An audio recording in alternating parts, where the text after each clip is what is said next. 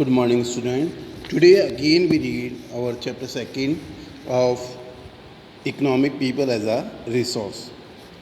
Let's take an overview of this chapter. The chapter people as a resource is an effort to explain population as an asset for the economic rather than a liability. यहाँ पर ये people as a resource chapter में क्या बता रहा है कि जो हमारी पॉपुलेशन है वो क्या है, एक असेट है ना कि लाइबिलिटी। अब असेट किस तरह से है? Population become human capital when there is an investment made in the form of education, training and medical care. अभी बोल रहा है कि पॉपुलेशन असेट इस तरह से है क्योंकि जिस तरह से हम असेट्स में इन्वेस्टमेंट करते हैं तो वो हमें लॉन्ग टर्म के लिए क्या देती है, बेनिफिट देती है। उसी तरह से जो ह्यूमन कैपिटल है, when there is investment made in the form of education, training and medical care. In fact, human capital is a stock of skill and productive knowledge embodied in them. अब ये बोल रहे हैं कि human जो capital है वो क्या है, किसका भंडार है? प्रोडक्टिव नॉलेज का, जो उसके अंदर शुरू से इसके अंदर है।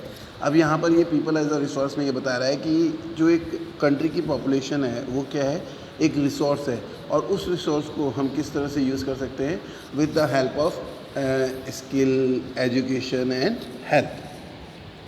People as a resource is a way of referring to country working population in term of their existing productivity, skill and ability. People as a resource को हम किस तरह से रेफ़र कर सकते हैं कि जो कंट्री की वर्किंग पॉपुलेशन है उनकी जो एग्जिस्टिंग प्रोडक्टिव स्किल और एबिलिटीज़ है उनके टर्म में। Looking at the population from the productive aspect emphasizes its ability to contribute the creation of the gross national product. अब जो ये एबिलिटी है पॉपुलेशन की वो क्या क्रिएट करती है, ग्रॉस नेशनल प्रोडक्ट क्रिएट करती है। Like other resources population also is a resource, a human resource. इसी तरह से जो पॉपुलेशन है वो भी क्या है, एक ह्यूमन रिसोर्स है। There is a positive side of a larger population that is often overlooked when we look at the negative side, considering only the problem of providing the population with food, education and access to health facility. अब ये बोल रहा है कि हम population को negative side को लेते हैं क्योंकि हमें क्या करना पड़ता है कि जितनी ज़्यादा पॉपुलेशन होगी उसके हिसाब से हमें उन्हें फूड ग्रेन उपलब्ध कराना पड़ेगा, उन्हें एजुकेशन उपलब्ध करानी पड़ेगी, उन्हें हेल्थ फैसिलिटी उपलब्ध करानी पड़ेगी। लेकिन अगर हम इसकी पॉजिटिव साइड सोचें तो पीपल एज अ रिसोर्स एक देश में क्या है, कंट्रीब्यूट करता है देश की नेशनल इनकम में या ग्रॉस नेशनल प्रोडक्ट में। When the existing human resource is further developed by becoming more educated and healthy, we call it human capital formation. अब ये बोल रहा है कि what is human capital formation? When the existing human resource, जो existing human resource है, अगर हम उसमें further develop कर दें किसके साथ, एजुकेशन और हेल्थ के साथ, तो हम इसे क्या कहते हैं, human capital formation. That adds to the productive power of the country just like the physical capital formation. और ये उस जिस तरह से फिज़िकल कैपिटल का फॉर्मेशन होता है उसी तरह से ही जो ह्यूमन कैपिटल फॉर्मेशन के साथ में ही कंट्री की क्या होती है, प्रोडक्टिव पावर क्या होता है, अपने आप ही जनरेट हो जाता है। Investment in human capital through education, training, medical care yields a return just like investment in physical capital. This can be seen directly in the form of higher income earned because of higher productivity of the more educated or the better trained person as well as the higher productivity of healthier people.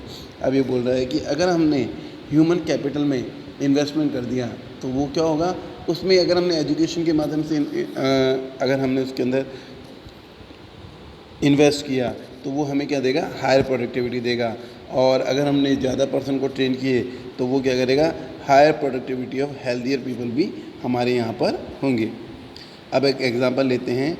Indian green revolution is a dramatic example of how the input of greater knowledge in the form of improved production technology can rapidly increase the productivity of skill and resources. अब people as a resource का एक example इन्होंने यहाँ पर बताया है, green revolution.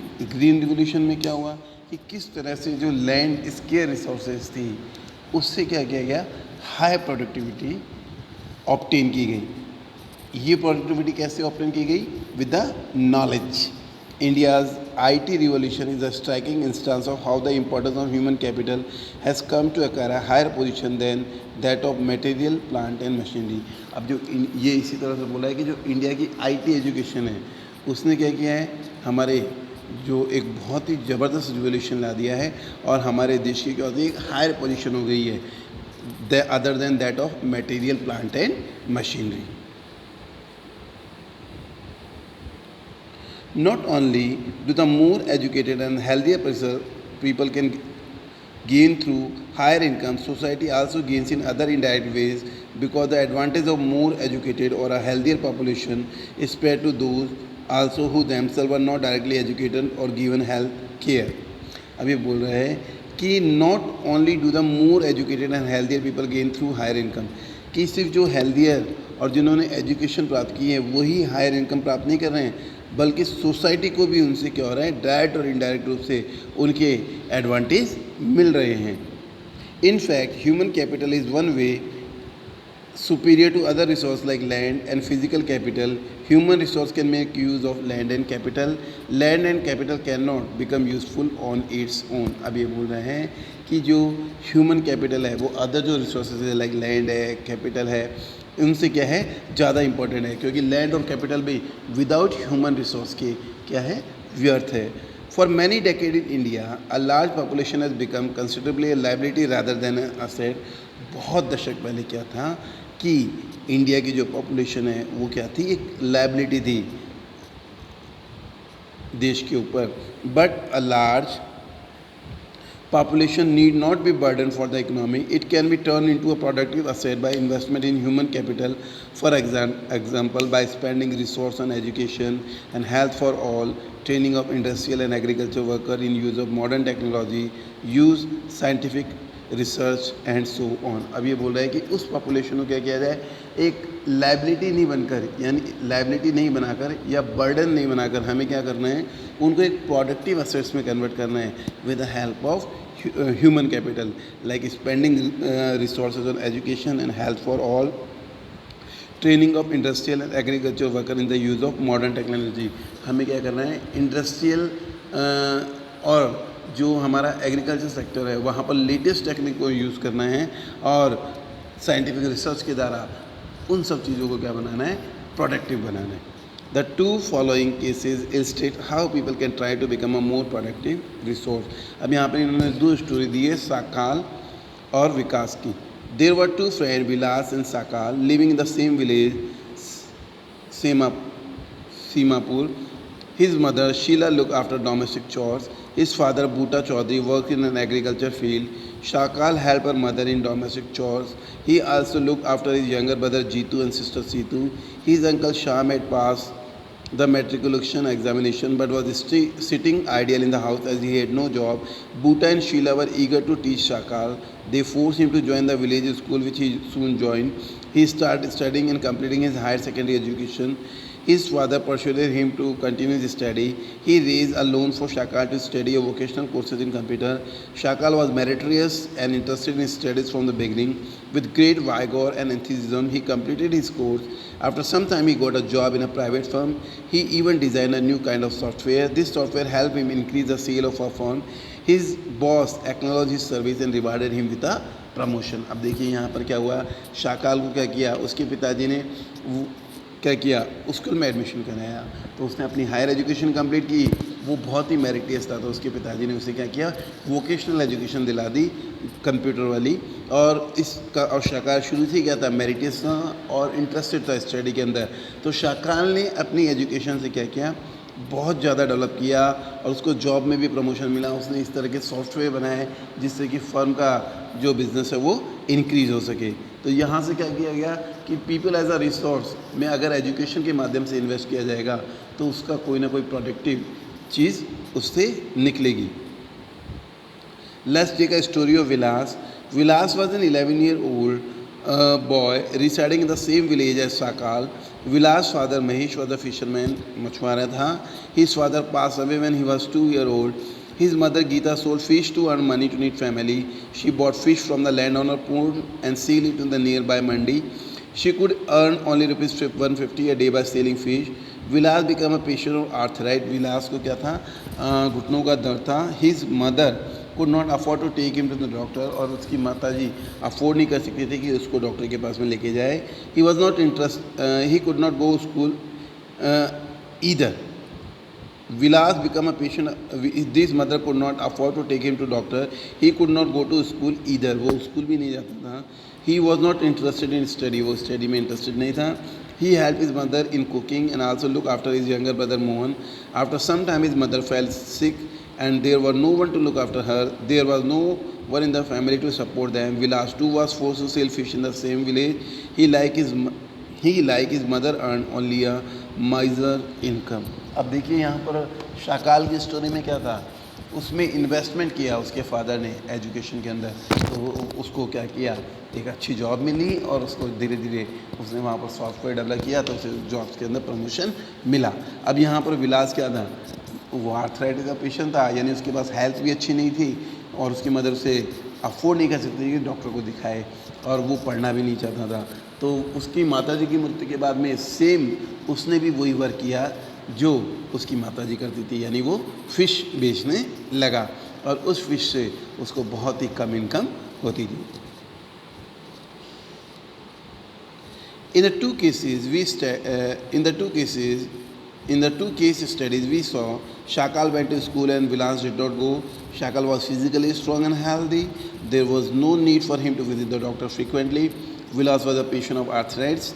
He lacked the means to visit the doctor. Shakal acquired a degree in the computer programming. Shakal found a job in a private firm while Vilas continued with the same work as his mother. He earned a meager income like his mother to support a family. In the case of Shakal, several years of education added to the quality of labor. This enhances total productivity. Total productivity adds to the growth of the economy. Thus, in turn, plays an individual through salary or in some other form of the choice. In case of Vilas, there could not be any education or health care in the early part of his life. अब यहाँ पे देखिए difference बता रहा है कि शाकाल और विलास में, शाकाल में क्या किया गया, एजुकेशन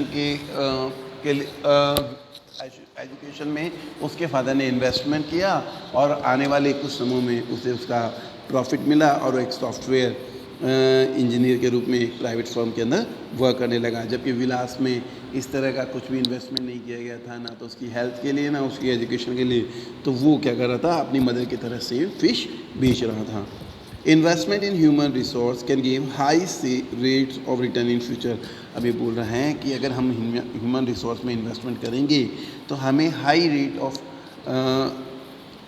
ऑफ रिटर्न मिलेगा फ्यूचर के अंदर. This investment on people on the same as investment in land and capital. जिस तरह से हम लोग लैंड और कैपिटल में इन्वेस्टमेंट करते हैं, उसी तरह से अगर हम ह्यूमन कैपिटल में भी इन्वेस्ट करेंगे तो आने वाले समय में हमें वो भी क्या देगी, एक बेटर प्रोडक्टिविटी देगी. A child too with investment made on her education and health can yield a high return in future in the form of higher earning and greater contribution to the society. अब ये बोल रहा है एक बच्चा भी क्या है, अगर हम उस बच्चे में एजुकेशन और हेल्थ का इन्वेस्टमेंट करेंगे तो आने वाले समय में वो क्या देगा, हाई रिटर्न देगा. किसके रूप में, हायर अर्निंग के रूप में और अपनी सोसाइटी को कंट्रीब्यूशन के रूप में. Educated parents are found to invest more heavily on the education of their child. This is because they have realized the importance of education for themselves. They are also conscious of proper nutrition and hygiene. They accordingly look after their children's needs for education at school and good health.